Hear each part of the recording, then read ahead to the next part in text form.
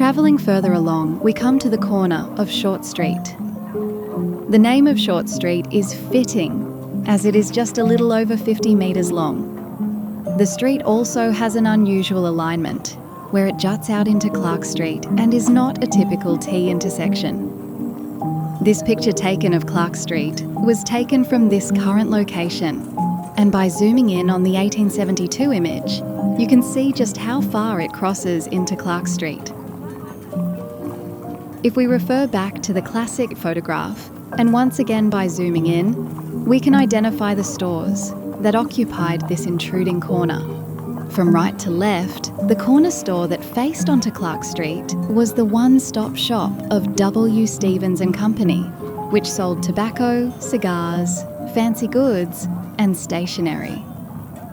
In this photo, taken looking up short from Clark, you can see the shop front of Stevens's store, but the photo also reveals the neighbouring two occupants of J. Baptiste's Paris haircutting, shaving and shampooing saloon. And looming somewhat ominously over it is Ritzwoller's Berlin House of Drapery and Clothing.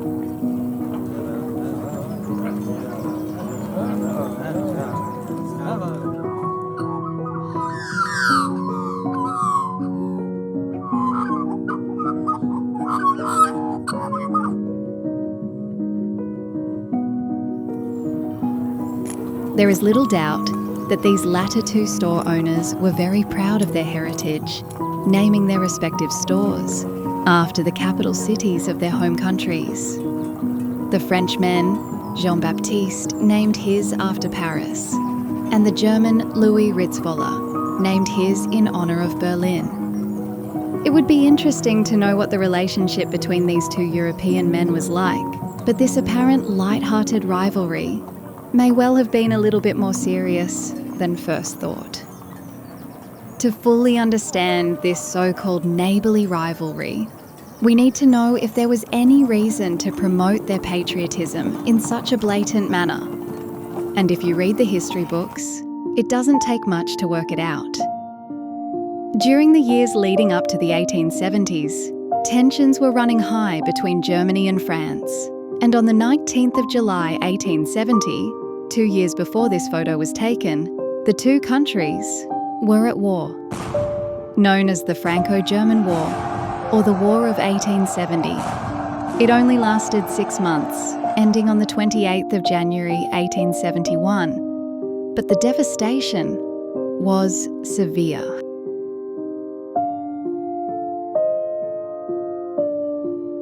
The French were ultimately dealt a crushing defeat, and despite the war lasting less than a year, the two countries held an uneasy relationship and would go on to fight more bloody battles for many years to come.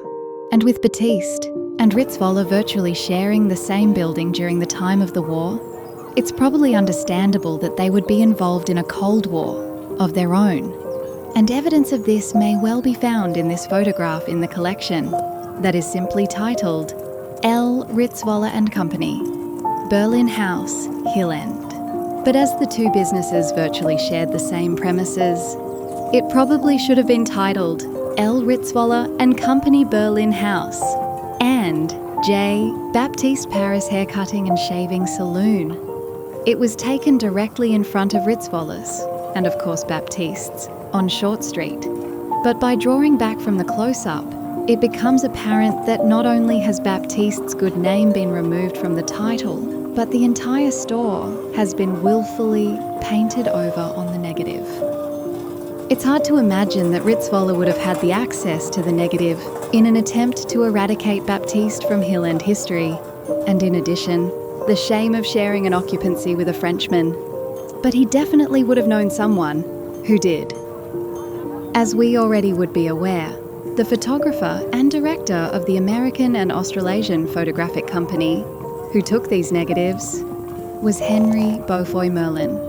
Merlin was an Englishman, and as the English didn't appear to have any direct involvement in the Franco-German conflict, it's hard to imagine that he would have been influenced to willfully destroy what he would have perceived as a work of his own art. While Merlin and his assistant, Charles Bayliss, were indeed the talented photographers who captured these stunning images over 150 years ago, It was Bernhard Holtermann who commissioned most of them, including the Ritzwoller picture, and therefore was the benefactor of the collection. And before becoming a very proud Australian, Holtermann was a German. During the gold rush of the 1870s, Hill End, as with all goldfields, was a melting pot of nationalities, which still held their own cultural standings very close to them. They formed tight-knit communities such as Irish Town and even Germantown. Chris has a theory that there is no doubt that the two Germans, Ritzwoller and Holtermann, would have had a personal connection, and as a result, he may have even persuaded Holtermann to direct Merlin to deface the photograph. And although the war in Europe was over, the feelings between both nationalities would have still been very raw. As mentioned, this is just a theory.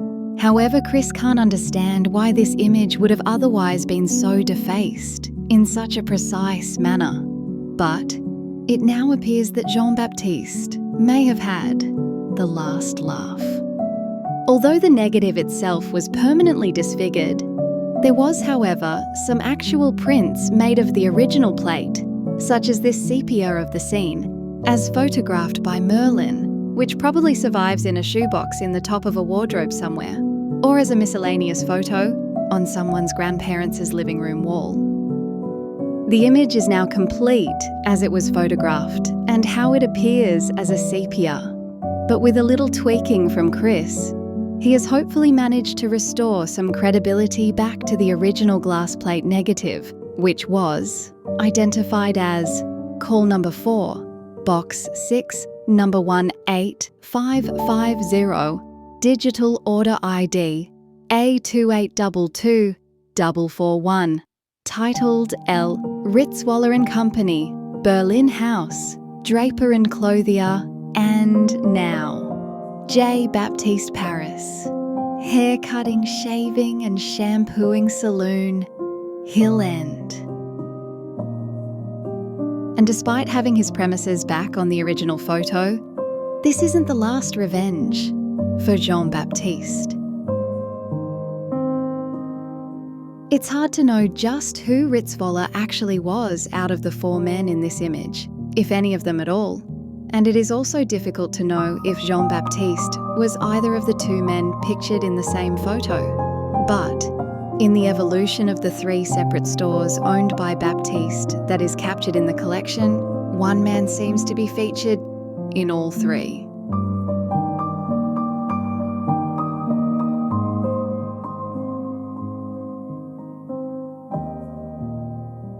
This unlikely, diminutive little man is in all probability the Frenchman Jean-Baptiste. But you're probably wondering what his final revenge might have been.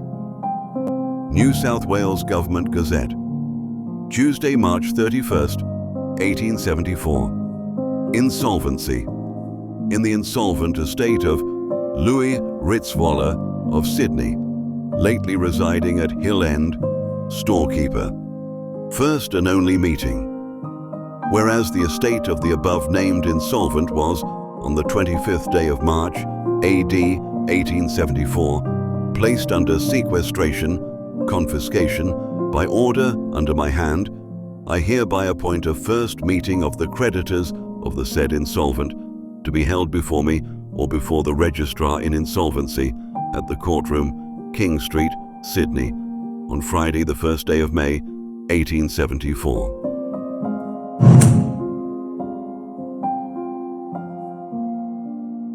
It's unclear how long Jean remained in Hill End, or if word of his former adversary had reached him, but there is evidence that while Ritzwoller struggled in Sydney, Baptiste otherwise upgraded to a new residence, less than 50 metres up the street in the recently completed new block of shops on the corner of Tambaroora and Short Street. And the irony to this, and to add to the further satisfaction, was that the buildings were built by Bernhard Holtermann. These buildings were, and still to this day are known as, the Holtermann corner shops. And once again, if you look closely, you will see the same little fellow in this far-off view of J. Baptiste's Paris hair cutting saloon.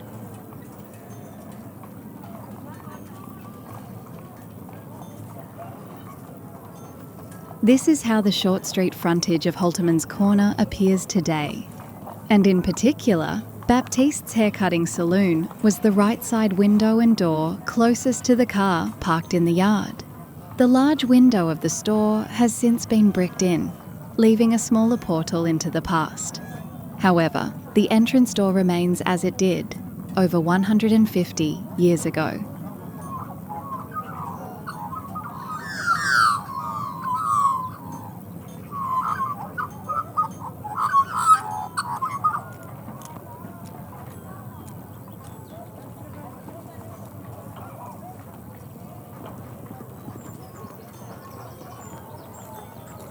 The entire corner complex, as of 2025, is now occupied by the Hill End and Tambaroora Gathering Group Family Research Centre.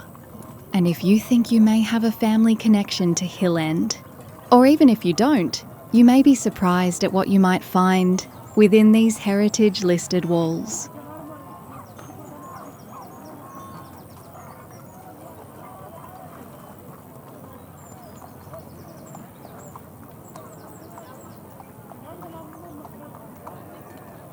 As we take a walk down Tambaroora Street from the direction of the pub, we cut across toward the building and the corner door. After excusing ourselves as we pass by the young boy in the doorway, we travel forward 153 years, from 1872 into 2025.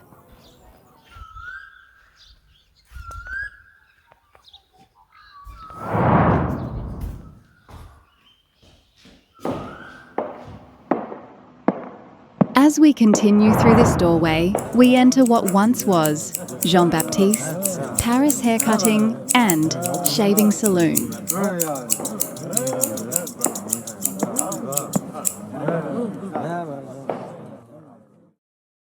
Recent information has come to light that paints a very vague picture of Jean Baptiste, as the usual trail of reliable resources regarding Hill End fail to find any details of Baptiste ever existing in Hill End at all. The only reference to a gentleman of that name and a connection to Hill End is to be found in a coroner's report dated October 12, 1872. On Wednesday, the coroner, Mr. J.W. Lees, PM, held a magisterial inquiry near Back Creek, Macquarie River, on the body of a man found in the river by the wife of Joseph Dixon of Long Point. Evidence was adduced proving the body, although in a very decomposed state, to be that of an Italian named Jean Baptiste Brazzona, who had been missing from Nisk's Bald Hill, about a mile lower down the river, since about 24th August last.